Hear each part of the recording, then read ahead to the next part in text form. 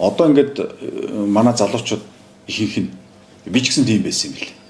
Бэлэнчлэх гээд байгаа байхгүй. Одоо Харвардад очиж сурч ийлээ. Яах ч юм гэж ухаантай болох гээд байгаа байхгүй. Харвард ч юм ухаантай болохгүй. Чиглэлөөр ухаантай бол. Харвард бол зүгээр байшин.